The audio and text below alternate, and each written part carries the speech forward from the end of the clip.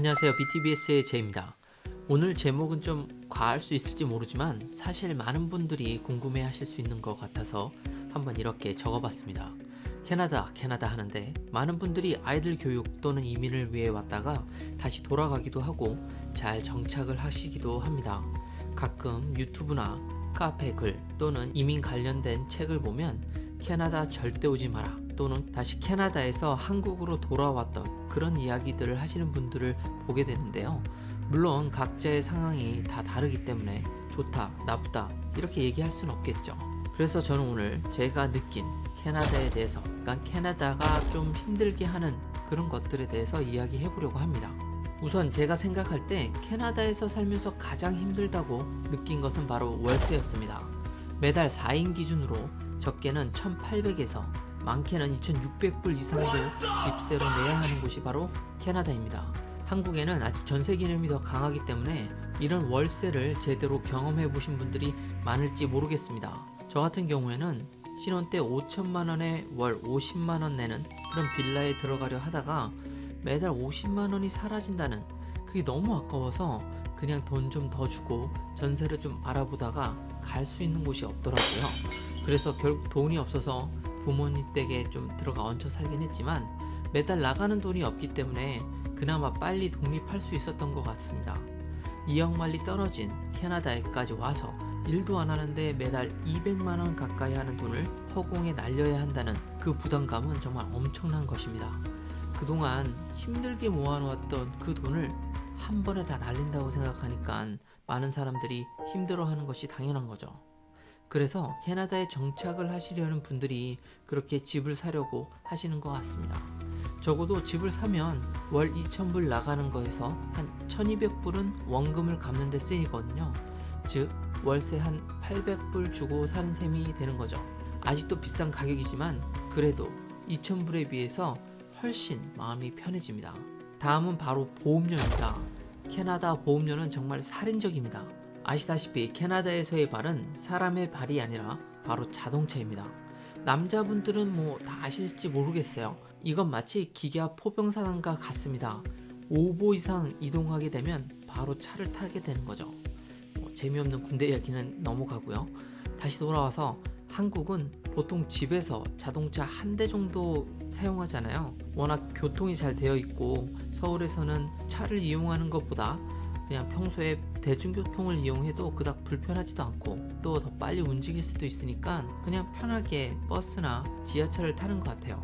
그런데 캐나다는 보통 차가 2대 이상입니다. 아빠가 일을 하러 차를 타고 가버리면 아내와 아이들은 집에서 밖을 나갈 수가 없습니다. 다시 말해서 어떤 액티비티도 못하고 아이들이 아팠을 때 병원을 가기도 굉장히 불편하죠. 거기에 아이들이 자라서 자동차를 몰 수 있는 나이가 되면 빨리 차를 구입하는 집은 차가 세대가 되는 겁니다. 그런데 보험료가 엄청나기 때문에 어린 아이들은 보통 대학교를 가서 사주는 경우가 많은 것 같습니다. 제가 이번에 3월 정도에 보험료를 리뉴얼해야 하는데 여기저기 견적을 받고 있습니다. 받을 때마다 정신이 정말 어찔어찔합니다. 차 2대 보험료 1년을 한 방에 내는 조건으로 해도 가장 싼 곳이 4,500불입니다. 즉 월 375불이고 여기에 집보험료 1,000불을 합치면 월 460불 정도를 내야 하는 거죠. 혹시 아실지 모르겠지만 보험료는 사는 동네에 따라 보험료가 천지차이입니다. 제가 사는 밀트는 사고가 많이 나지 않는 보험료가 낮은 동네입니다. 그러니까 시티는 이보다 적어도 1,000불에서 2,000불 정도는 더 내야 할 것입니다. 그런데 문제는 또 있습니다. 보험이 있다고 작은 사고에도 보험 신청을 하기가 어렵다는 거죠. 보험 신청을 거부한다는 것은 아니고요. 그 신청 금액이 너무 많거나 자주 하면 보험사에서 이 보험을 계속 유지시키지 않고 바로 해지해버릴 수도 있기 때문입니다. 제 주위에서도 해지당했다는 분들이 좀 있습니다. 자기 밑에 동생이 파킹 티켓이라든지 뭐 스피딩이라든지 이런 걸 3번 이상 받았더니 동생은 물론 자기도 보험을 해지당했다는 겁니다. 그래서 아이러니하게 보험은 들었지만 보험이 해지될까봐 보험을 신청 못하는 사항들이 연출된다는 겁니다. 그리고 미국과 비슷하게 고소하는 게 익숙한 캐나다에서 차 사고로 인해서 문제가 생기면 재정적으로 엄청난 부담이 생기기 때문에 커버리지를 낮추기도 어렵습니다. 세 번째는 인터넷비입니다. 한국에서 월 2만원짜리 광랜을 쓰시다가 캐나다에 오시면 150메가 또는 50메가, 그것도 정해진 데이터 양밖에 못 쓰는 그러한 인터넷을 40불에서 50불까지 주시면서 사용하셔야 됩니다. 물론 텍스는 추가하셔야 됩니다.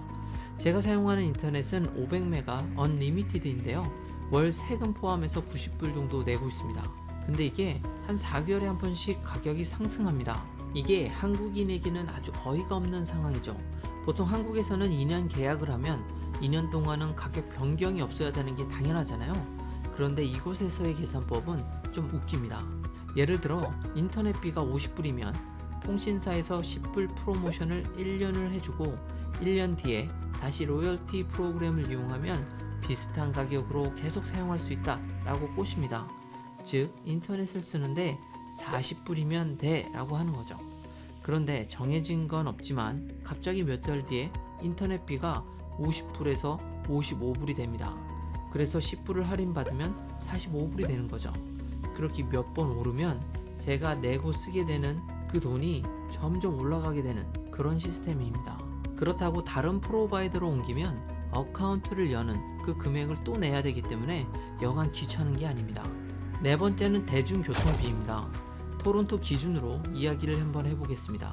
우선 시티에 살게 되면 TTC를 이용하게 될 텐데요. TTC는 버스, 기차를 운행하는 토론토의 대중교통 회사입니다. 이용 가격은 다양합니다. 우선 1회 캐시로 내면 3.25불이고 프레스토라는 우리나라로 치면 교통카드를 이용하시면 3.1불입니다.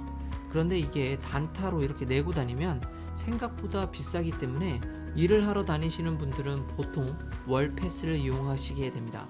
이게 한 151불 정도 합니다. 그리고 저처럼 GTA에 살면 고트레인이라는 것을 이용해야 되는데요, 이걸 이용하게 되면 급 가격이 상승하게 됩니다. 왕복이 캐시로 25불, 프레스토를 이용하시면 20.6불입니다. 한 달에 40회 이상 고트레인을 이용하시면 40회 이후부터는 가격이 무료입니다. 사실 월 20일 정도 일하는 게 보통이니까 40번 이상 고트레인을 탈 이유가 많을까 하는 생각이 듭니다. 즉 계산을 좀 해보면 밀튼에서 시티로 출퇴근을 하신다면 약 500불이 드시는 거죠. 어마어마합니다. 그런데 거기다가 무료였던 고트랜짓 파킹랏이 곧 돈을 내야 한다고 합니다. 아직 정확한 가격이 나오진 않았지만 아주 난리가 났습니다. 여기저기서 이것 때문에 안 그래도 비싼 대중교통비에 이것까지 합치면 어떡하냐 라는 그러한 불만들이 여기저기서 나오고 있습니다. 그래서 시티에서 일을 하실 분들은 조금이라도 돈을 더 내더라도 시티에 사시려고 하는 것 같습니다. 다섯 번째는 아이들의 액티비티 가격입니다. 캐나다는 아시다시피 자연이 워낙 좋고 또 스포츠 센터가 각 도시별로 잘 갖추어져 있어서 아이들이 운동을 배우기에 아주 좋은 환경을 가지고 있습니다.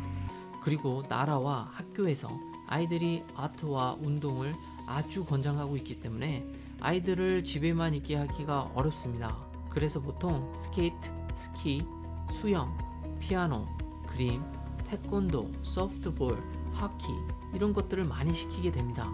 그런데 사실 이게 다 돈입니다.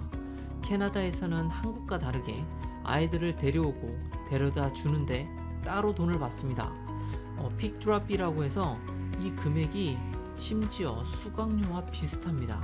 그리고 스케이트, 스키, 하키 같은 그런 운동들은 배우기 위해서 사야 하는 운동기구들이 꽤 있는데요, 이거의 각각의 가격이 또한 비쌉니다. 또 주기적으로 바꿔줘야 하는 거죠.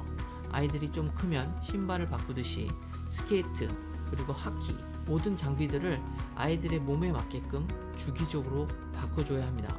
태권도는 승급 시험을 볼 때마다 승급비를 내야 되고 또 띠가 바뀔 때마다 또 그 띠에 대한 가격을 내야 되죠.